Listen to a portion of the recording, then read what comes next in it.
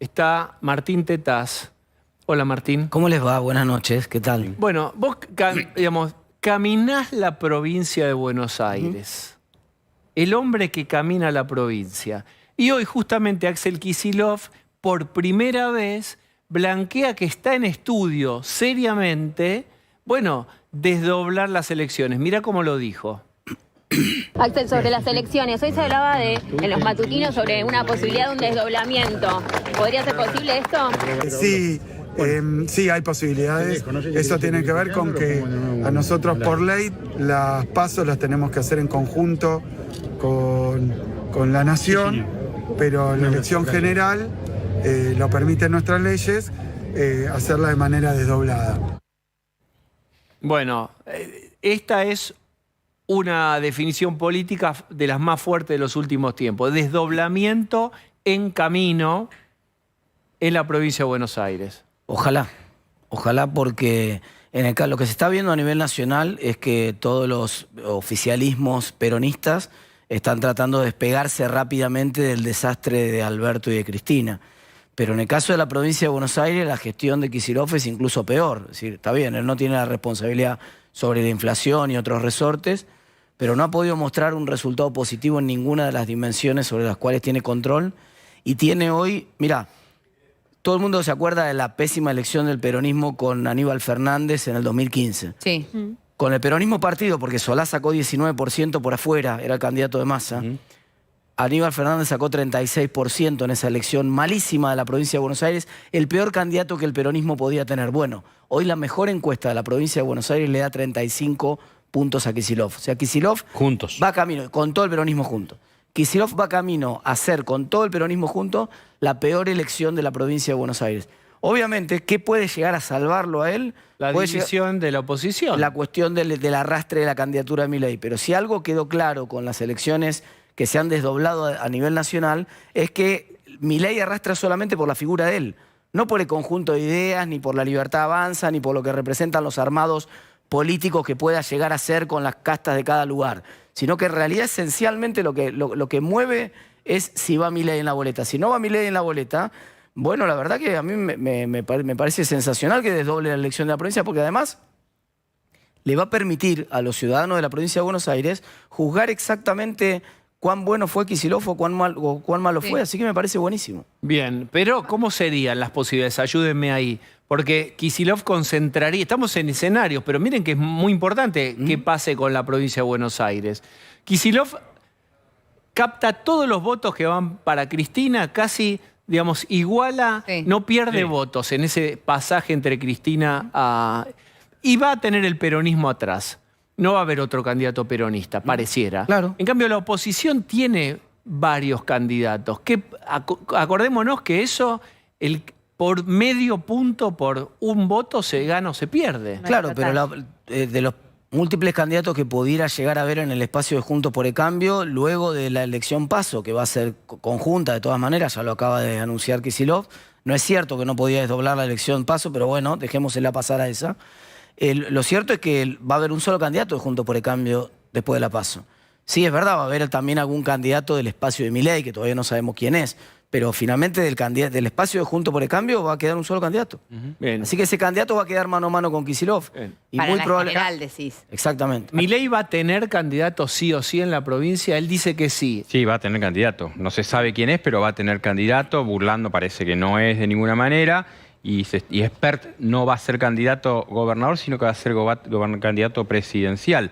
El tema acá es que ellos están viendo cómo miden en la provincia y cómo miden en la nación. O sea, Kicillof, vos hacías recién los números, algunos dicen, bueno, puede tener 35 puntos. Si vemos que Massa, por ejemplo, tiene 32, bueno, al final lo termina dañando Massa a Kicillof. Están mirando esto. Pero hay un dato clave en esta cuestión de desdoblar o no. Él tiene de 90 a 120 días antes de la elección, puede definir si desdobla o no. Esto quiere decir que cuando suceda el cierre de listas, todos nosotros el 24 de junio vamos a saber si Tetaz es candidato a gobernador, si Cristina es candidata a senadora o a lo que sea. Entonces ellos van a esperar a tener las listas. Y con ese escenario, ahí Kicillof puede definir si desdobla o no desdobla. Porque no es lo mismo si Cristina va a ser candidata a senadora o si no lo es. La ¿Tiene gran a Cristina en la apuesta, boleta o no? Claro. la gran apuesta es, che, la economía es realmente el talón de Aquiles. Tirémosla para la nacional y tratemos de ganar la agenda con la gestión de la provincia de Buenos Aires. Eso es lo que intenta o lo que intentaría un desdoblamiento. Lo que pasa es que no hay ningún indicador de gestión positivo en la provincia de Buenos Aires. ¿Sí? No es que la economía anda mal, pero la educación en la provincia de Buenos Aires tiene buenos indicadores. O la seguridad en la provincia de Buenos Aires tiene buenos indicadores. Digamos, no hay prácticamente ningún indicador donde Kicillof diga, miren la transformación que hice en la provincia de Buenos Aires. Qué sé yo, uno ve la gestión de la ciudad y uno puede decir, bueno, está a favor, en contra, no importa, pero uno ve una transformación desde el punto de vista de infraestructura, aunque sea en la ciudad. Entonces puede reconocer alguna gestión. Uno ve incluso al propio jefe de gobierno de la ciudad haber ido a la justicia para poder abrir las escuelas antes de que lo abrieran en la provincia de Buenos Aires. No hay ningún elemento en la provincia que le permita, como sí puede haber en Córdoba, por ejemplo. Fíjate el desdoblamiento de la elección de Córdoba. Córdoba ha invertido mucha inversión. Por ejemplo, han terminado todo el anillo de circunvalación de la ciudad de Córdoba, que le permite despegarse. Entonces, y Schiaretti sí se puede despegar de lo nacional, a pesar de que en realidad siempre los diputados de Schiaretti han votado casi todas las veces con Cristina y con... Sí, eso de despegarse es hasta por ahí nomás, justamente porque el apoyo ha sido hasta por ahí nomás, siempre han sido kirchneristas. Pero ahora todos se despegan, ¿viste?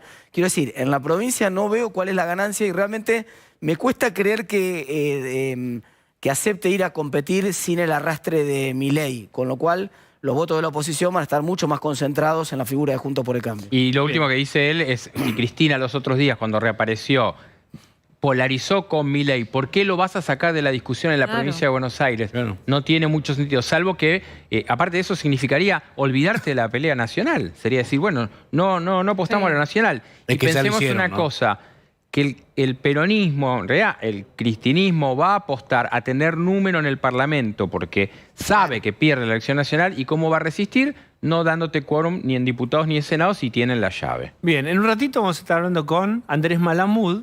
Andrés Malamud está acá, ya no está en un Zoom. Es un señor que todo el mundo cree que vive dentro de un ¿Vive en Zoom. Zoom?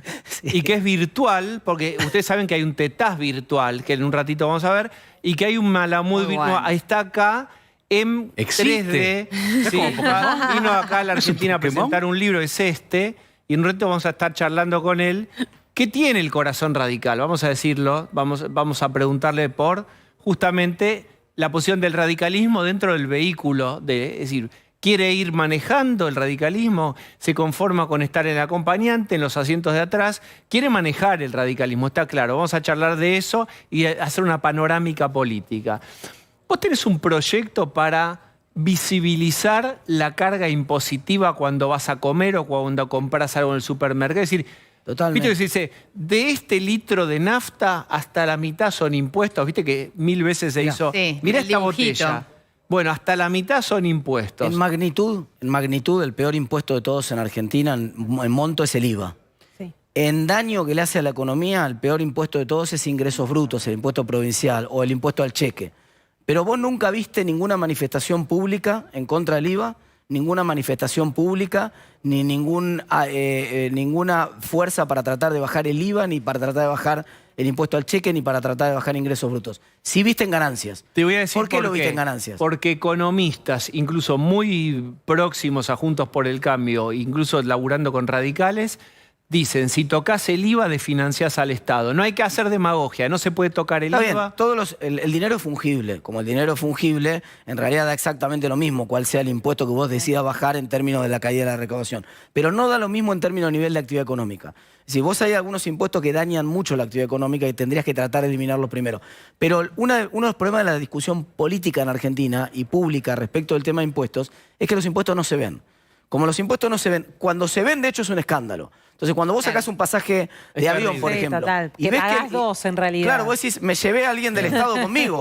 Saqué dos pasajes, uno para mí y otro para el Estado que va a venir acompañándome en el asiento al lado. Cuando vos lo ves, o en la tarifa de los servicios públicos, cuando ves lo que te cobran, decís, che, pero consumí 2 lucas de luz y me llegan 5. ¿Cómo es? Hay 3 que son de impuestos. Entonces, ahí te indignás vos contra los impuestos, empezás a pedir explicaciones de qué están haciendo los funcionarios con la plata de tus impuestos, son visibles y hay muchísima investigación científica. En esto está, te diría, es un tema unánime, ¿no? Toda la ciencia económica, hay muchas investigaciones científicas que muestran que efectivamente cuando los impuestos se ven, la gente se comporta distinto. En otros Primero, países se ve. ¿Cómo se Claro, comporta? Sí. primero en el consumo, la gente trata de consumir menos productos que tienen más impuestos. Y segundo, la gente se comporta con más responsabilidad ciudadana, pidiéndole más a la gente, a los diputados, a los senadores, a los políticos, que voten rebajas impositivas y no votando a aquellos legisladores que no se comprometen a hacer rebajas impositivas. Una de las razones por las cuales hay ilusión fiscal en Argentina. En Argentina está esta idea de, bueno, que lo pague el Estado. Que lo pague el Estado. Porque no te das cuenta que lo estás pagando vos. Porque Y no te das cuenta que lo pagás vos. del Porque papá no Estado, está sí. por separado el precio en los impuestos. Es así, digamos. El Estado es una carcasa que la levantás y el motor es básicamente todos los contribuyentes. Obviamente. El Estado te está dando. Obviamente. Bueno, por Y ahí acá vos te elige la enojás. distribución. Elige la Perdón, distribución. y acá pero- vos te enojas, o la sociedad en general se enoja con las empresas por los precios y Claro. por lo que cuestan las cosas. Y muchas veces no tenés en claro cuánto es lo que pesa toda esa Claro. carga impositiva y esa cadena que de municipio a provincia y a nación se encadena, ¿no? Bueno, por Pero- eso justamente lo quieren mantener oculto, ¿no? Para que el Claro. culpable sea el otro. que el Exactamente. malo sea otro. Es un proyecto de ley. Acabamos de presentar ese proyecto de ley para que sean visibles los impuestos en Argentina. Bien. ¿Estás seguro que los economistas radicales bajarían impuestos? Casi todos los economistas que conozco están de acuerdo con que hay impuestos muy malos en la Argentina y en el mundo, es lo que enseñamos en la facultad. Los impuestos sobre la producción son malos, los impuestos sobre las exportaciones son malos, los impuestos sobre el trabajo son malos. Luego está el debate que ustedes planteaban recién. Bueno, nos encantaría no tener ningún impuesto, pero también hay que financiar al Estado y el gasto público. Entonces hay una doble discusión ahí. Primero, tratemos de bajar el gasto público que no necesitamos, los privilegios en los sistemas de jubilaciones, tratemos de bajar los subsidios a las empresas que son estatizadas y que nos cuestan una fortuna, tratemos de bajar los subsidios a la gente que puede en transporte o en luz o en gas, que el gobierno ha empezado a hacer algo en ese sentido. Bueno, entonces o tratemos de que compre mejor el Estado. Nosotros hicimos un proyecto de ley de compre barato para que el Estado gaste la mitad de la plata que gasta hoy comprando. Es posible eso. Entonces, La mitad. sí, el Estado paga es el peor pagador. muy entonces caro, paga porque mal. paga El Estado tarde. Como que paga largo. Sí. por Mirá, ahí. te voy a poner un ejemplo. Paga largo, Claro. te condiciona la cantidad que tenés que entregar, entonces ahí limita la cantidad de oferentes que puede haber. Pero además Hay después tiene que miles de entrar en una trampas. renegociación de precios, porque, Claro. por ejemplo, las obras las termina pagando 4 o 5 veces lo que realmente valen. Entonces, el Estado es eternamente un mal pagador y paga. Vos comprás un paquete de fideo que te sale 350 pesos, el Estado lo paga 700. Está bien, pero por ahí lo paga a 6 meses. Claro, Martín. bueno, paga mal, está bien, paga Sí, mal, claro. pero en el medio, por supuesto, las empresas que le venden al Estado se cubren de toda esa inflación. Sí. Y además, como nadie sabe si la inflación no va a ser mayor, se cubren más. Y lo que termina pasando es que hay empresas que no pueden tener esa espalda y que no compiten, Entonces que son hay buenas. pocos oferentes, hay poca son lo mismo de competencia. siempre. Exactamente. Bueno. Ahí vuelvo a vos. Exactamente. Mañana es un día importante y no en el sentido alegre del término. Mañana cada vez que dan la inflación ya sabes lo que viene. No te puedo decir que vos no te hayas metido en el INDEC, pero ¿tenés estimaciones? ¿Qué podría pasar? Mira, el número del INDEC lo vamos a ver todos mañana a las 4 de la tarde. Hay una particularidad ahí que es la primera vez que ya van 2 meses que toca que se dé la inflación un viernes a la tarde, que es el día de menos capacidad de difusión y de... ¿Qué está insinuando, señorita? No, digo que casualmente cuando se eligen los días, este año es la primera vez que caen indicadores los viernes, ¿no? Y justo le tocó a la inflación, es cierto, es el 9º día hábil. Es No, y va la completamente tapa de cierto, todos los diarios ¿no? del domingo también, ¿no? Sí, bueno, pero los del sábado siempre son un poquito más... menos leídos. Pero bueno, ese dato va a salir mañana a las 4 de la tarde. ¿Qué sabemos? Programación Económica hace una estimación dentro del Ministerio de Economía para darle un aproximado al ministro de Economía de ese número. Le da 7,4.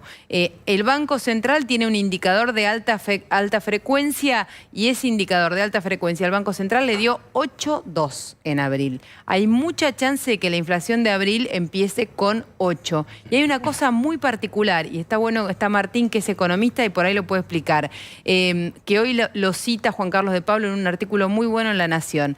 Abril es un mes de baja estacionalidad. En abril los precios deberían ser siempre, y han sido siempre, incluso con la inflación subiendo, los precios en abril suben menos que en marzo. ¿Qué es menos estacionalidad? Que hay menos precios que por cuestiones de la fecha en la que caen, el cambio de temporada, el inicio de clases, por lo que sea, caen menos aumentos que en otros meses. Marzo es un mes de inflación alta tradicionalmente porque empiezan las clases, se renuevan precios, bueno, de ese tipo de cosas. Diciembre, las fiestas, más consumo y demás. Febrero es un mes de baja estacionalidad.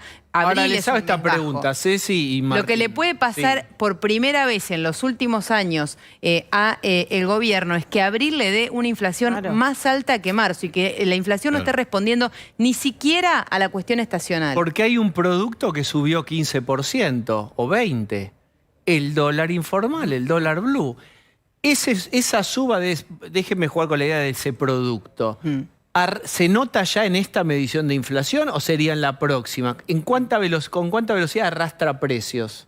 Vamos a ver eso qué pasa finalmente, pero el que mejor debería capturar esa suba es el INDEC por la capilaridad y la manera en la que mide, porque mide todos los días mucha cantidad de ítems. Debería capturar mejor el INDEC que las consultoras privadas esa suba de el dólar. Ahora, ese dólar seguro le va a pegar a mayo. Ya hay muchas consultoras, Marina del Poyeto, por ejemplo, ya tiene la estimación de mayo arriba del 8 en 8,3% para mayo de inflación. Bien. Martín, hablando de economía, hoy hubo un cruce del cual ya estás anoticiado en el Senado entre Martín Lustó, que es parte de tu espacio político, con Cristina. Veámoslo. Ya le había entendido que no se falta quórum para la sesión del día de hoy. Gracias. Pensé que te vas con la 125. No, ya le había entendido que no se falta quórum para la sesión del día de hoy. Gracias. Genial. Bien, en este momento entendemos que sos el abogado de Lustó. Mirá, no. Lustó, yo no voy a defenderlo a Martín, él lo ha explicado muchas veces. Y creo que ahora quedó claro, por si había alguna duda, alguien no había o no creía esa versión, ahora quedó bastante claro.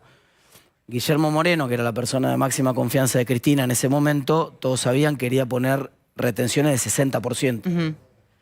Y era una locura total. Entonces ahí hubo una reacción en su momento de Martín Lustó que dijo, no, pongamos un esquema de retenciones móviles. Que las retenciones móviles, ¿qué quiere decir? Que si el precio se va a 1000 en la soja, bueno, sí, pagás 60%, pero si el precio baja y entonces el productor gana menos, pagás mucho menos. Ese esquema de retenciones móviles que dejaba la retención en 35 en vez de 60, se lo llevó, fue el arreglo de negociación que Martín Lustó le llevó a Cristina para bajarlo Moreno, esencialmente para bajar el intento de Moreno. Y por lo visto Cristina no se lo perdona. Se lo refriega. Se lo factura, exacto. Sí, se lo factura. Por lo visto Cristina no le perdona eso. Bueno, pero es cierto que los dos son responsables, digamos. Por más que lo que habrá querido hacer Lustó era una solución, no era una solución. También era parte de un problema. Perdón, y ahí me parece que en esa discusión de los dos son responsables de la 125. Sí. A veces, hay un responsable de la 125, que era el ministro de Economía. Ahora, eso es un muy buen caso para ilustrar que no existe la economía aislada, que la economía va con la política en ese momento. Entonces, vos tenés que cumplir un rol en un contexto, y en ese contexto haces lo mejor que podés hacer. Y lo mejor que podés hacer en ese caso era evitar la catástrofe de retenciones de 60.